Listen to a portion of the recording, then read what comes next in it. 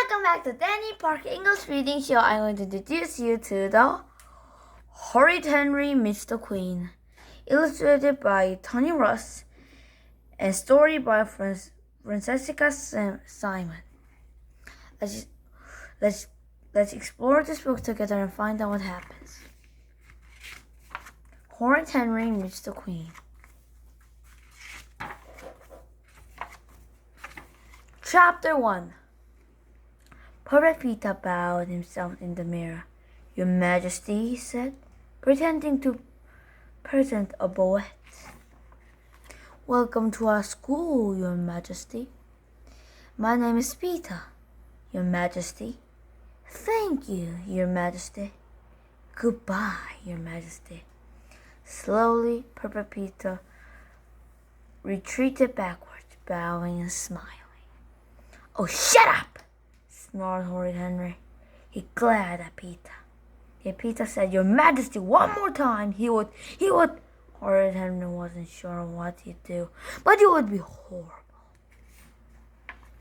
The Queen was coming to Henry's school. The real life Queen.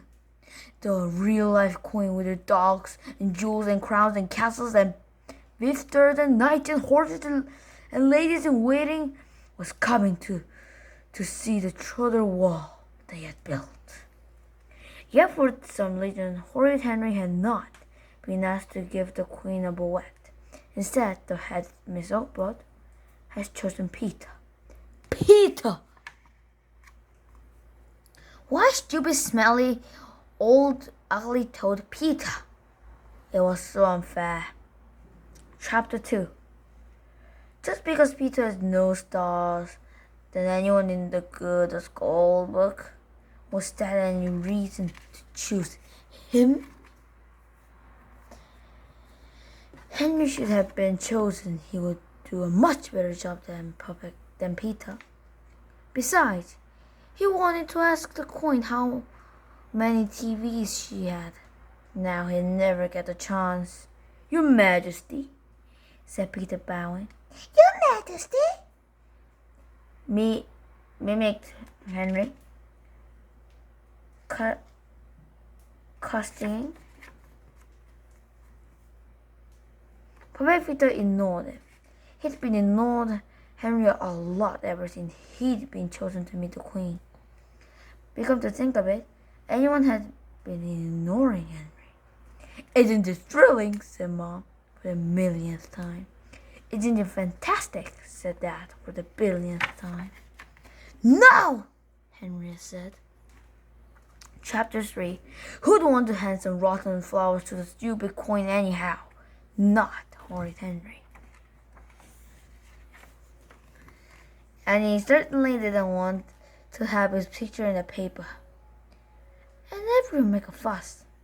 "Bow, bouquet, answer a question, walk away," muttered Perfect Peter. Then he paused. "Or is it bouquet, bow?" Horrid Henry is just about enough of Peter showing off. "You're doing it all wrong," said Henry. "No, I'm not," said Peter. "Yes, you are," said Henry. "You're supposed to hold the bouquet up your nose so she can have a sniff before you give it to her." Horrid Peter paused.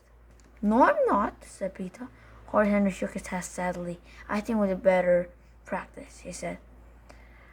"Pretend I'm the Queen." He picked up Peter's shiny silver crown, covered with full jewels, and put it on his head. Poor Peter beamed. He'd been begging Henry to practice with him all morning. "Ask me a question the Queen would ask," said Peter. Horrid Henry considered. Why are you so smelly, little boy?" said the Queen, holding her nose. The Queen wouldn't ask that," gasped Perfect Peter. "Yes, she would," said Henry. "Wouldn't, would. And I'm not smelly." Horrid Henry waved his hand in front of his face. "Pooh," said the Queen. "Take this smelly boy to the tower." "Stop it, Henry," said Peter. "Ask me a real question, like my name or what year I'm in." Why are you so ugly? Said the Queen. Mom! Wailed Peter. Henry called me ugly and smelly. Don't be horrid, Henry, shouted Mom. Chapter 4. Do you want me to practice with you or don't you? Hissed Henry. Practice, sniffed Peter. Well, go on then, said Henry. Perfect Peter walked up to Henry and bowed. Wrong, said Henry. You don't bow to the Queen. You're crusty. Crusty? Said Peter. Miss Opal hasn't said anything about crusting. But I'm a boy. The law was changed, said Henry. Everyone crutches now. Peter hesitated. Are you sure? Asked Peter. Yes, said Henry. And when you meet the Queen, you put your thumb on your nose and wiggle your fingers. Like this. Horrid Henry crooked a snook. Papa Peter gasped. Miss Opal hasn't said anything about thumbs or nose. But it's rude, said Papa Peter. Not to the Queen, said Horrid Henry. You can't just say hi to the Queen like she's a person. She's the Queen. There are special rules. If you get it wrong, she can chop off your head. Chop off his head? Miss Opal hasn't said anything about chopping off heads. That's not true, said Peter. Yes, it is, said Henry. Isn't. Horrid Henry sighed. If you get it wrong, you'll be locked up in the tower. He said, it's high treason to greet the Queen the wrong way. Everyone knows that. Poor Peter paused. Miss Opal hasn't said anything about being locked up in the tower. I don't believe you, Henry, said Peter. Henry shrugged. Okay. Just don't blame me when you get your head chopped off. Come to think of it, said Peter, there are a lot of head chopping when people meet kings and queens, but surely that was just in the old days. Mom! Screamed Peter. Mom ran into the room. Henry said I was too thirsty to the Queen, wailed Peter, and that I get my head chopped off when I got it wrong. Mom glared at Henry. How could you be so horrid, Henry, said Mom. Go to your room. Fine, screeched horrid Henry. I'll practice with you, Peter, said Mom. Now, boy, answer a question, walk away, said Peter, beaming. Chapter 5. The great day arrived. The entire school lined up in the playground, waiting for the Queen. Poor Peter, dressed in his best party clothes, stood with his Miss Opal by the gate. A large black car pulled up in front of the school. There she is, shrieked the children. Horrid Henry was furious. Miss Battleaxe had made him stand in the very last row, as far from the Queen as he could be. How on earth could he find out if she had 300 TVs standing way back here? Anyone would think Miss Battleaxe wanted to keep him away from the Queen on purpose, said Henry, scowling. Poor Peter waited, clutching an enormous bouquet of flowers. His big one was here. Now, Boet, answer her question, walk away. Boet, answer her question, walk away, Mama Peter. Don't worry, Peter, you'll be perfect, whispered Miss Opal, urging from forward. Horrid Henry pushed and shoved to get a closer view. Yes, there was his stupid brother, looking like a worm. Puppy Peter walked slowly towards the Queen. Now, Boet, answer her question, walk away, he mumbled. Suddenly, he didn't sound right. Was it bow, bouquet, or bouquet bow? The Queen looked down at Peter. Peter looked up at the Queen. Your Majesty, he said. Now what? What is he supposed to do next? Chapter 6. Peter's heart began to pound. His mind was black. Peter bowed. The bouquet smacked him in the face. Ow! Yelled Peter. What was it practiced? Ah, yes, now I remember. Peter cursed it and then he cooked a snook. Miss Opal gasped. Oh no. What had he done wrong? The bouquet. It was still in his head. Quickly, Peter thrust at the queen, smacked the flowers, hit her in the face. How lovely, said the queen. Wow, wailed Peter. Don't jump on my head. There was a very long silence. Henry saw his chance. How many TVs have you got? Shouted horrid Henry. The queen did not seem to have heard. Come along, everyone, to the display of Tudor dove making, said Miss Hobart.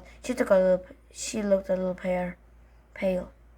I said, shouted Henry. How many? A long, bony arm yanked him away. Be quiet, Henry, hissed Miss Battleaxe. Go to the back playground like we practiced. I don't want to hear another word out from you. Horrid Henry trudged off to the bathtub dad with Miss Battleaxe, beady eyes watching his every step. It was so unfair.